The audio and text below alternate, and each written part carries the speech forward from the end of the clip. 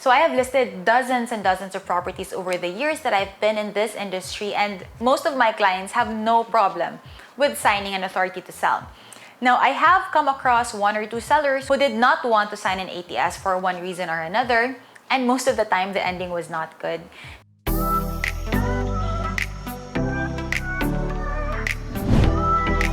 Hey guys, Alex here. Welcome back to my channel.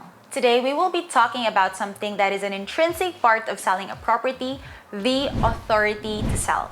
So we will be breaking down what is an authority to sell, what is the difference between an exclusive and non-exclusive authority to sell, and why is it important.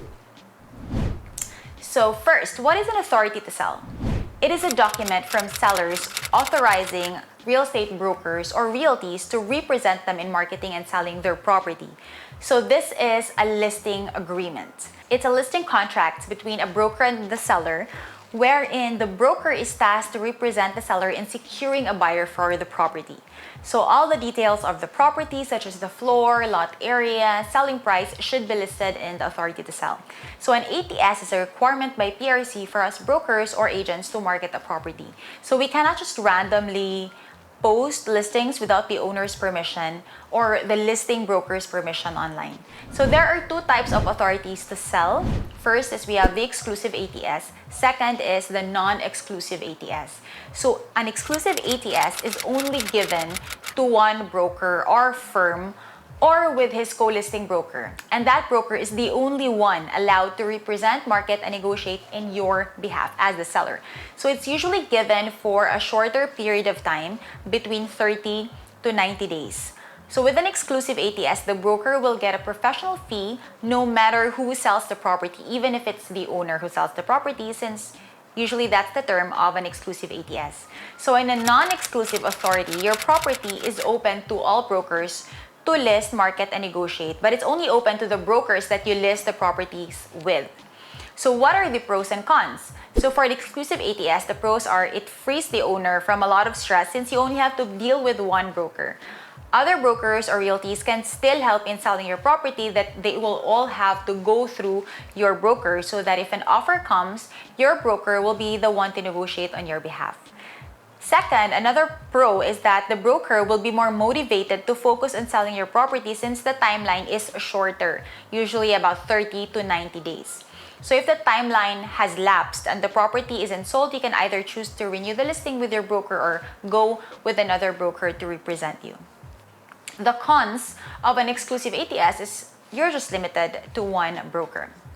So if your broker doesn't spend time and energy to market the listing, then it probably will not sell. So before listing your property with a broker, you have to make sure to check how committed and competitive your broker is in their industry. So as a rule of thumb, it's best to go with a full-time real estate broker. Check their track record, how fast they sell their listings, and what their marketing strategies are. So generally, full-time brokers pour most of their time and energy into marketing their listings, and they will probably get your property sold faster.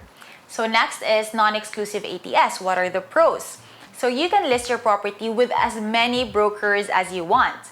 But the cons are, you will need to spend more time and energy in dealing with multiple agents. And also, you cannot pressure the listing brokers to sell your property since it's a non-exclusive ATS, which doesn't also have a time limit.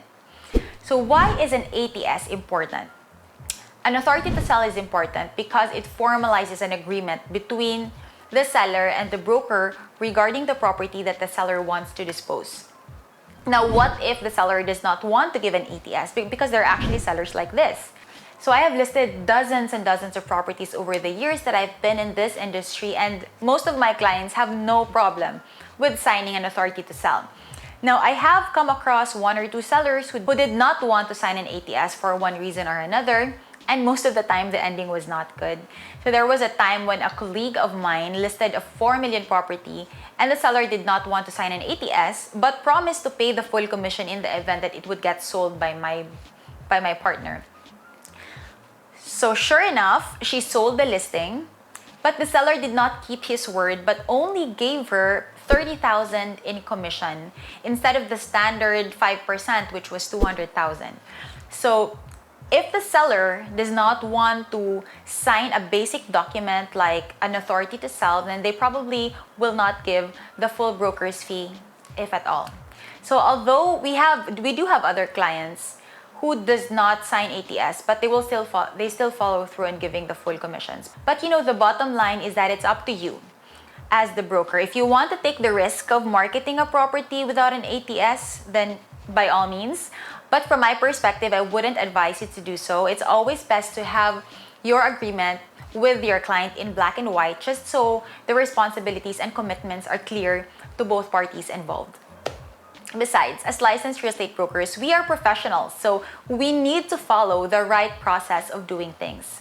Sometimes, the reason why sellers don't sign an authority to sell is because it's not properly explained to them.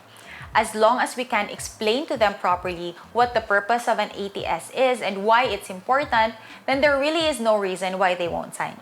After all, we have the same goal, which is to sell the property as fast as possible. So now, what does an authority to sell look like? So let me share with you what our authority to sell looks like. Okay, so this is what our authority to sell looks like. As you can see, the document that's on my screen. So this is what I ask my sellers to sign.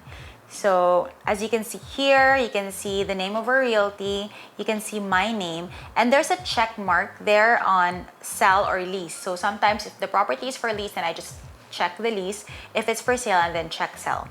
So it's here that the purpose of this authority to sell is to market the property both online and offline, to screen prospective clients and bring buyers to the property, and to facilitate the preparation of the documents for the sale or lease of the property. So it's the lawyer, it's actually the attorney who actually prepares the documents, but I am the person who facilitates the whole process. So I'll be the one to get in contact with the attorney, to give them the documents of the clients so that he can prepare them.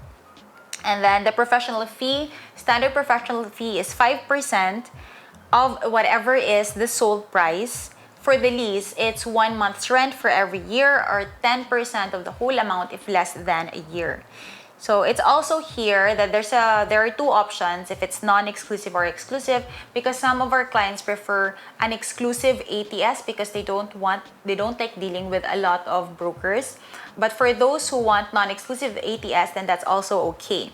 So in the description, there are also boxes that I usually ask the seller to fill up. So the location of the property, the block and lot, what the floor area, the lot area is, title number, selling price, and then it's also here the name of owner, and then they can sign here. And then below, these are the taxes that are payable. So I also go through this with the seller just so they know what taxes need to be paid. And then after that, after the table that you can see with the taxes, below that is more details for the property. So I fill this up so that when I'm making my video or presentation of the property, then I already have all the details that I need.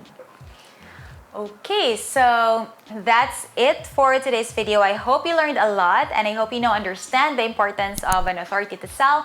And as always, I will see you in my next video. Bye!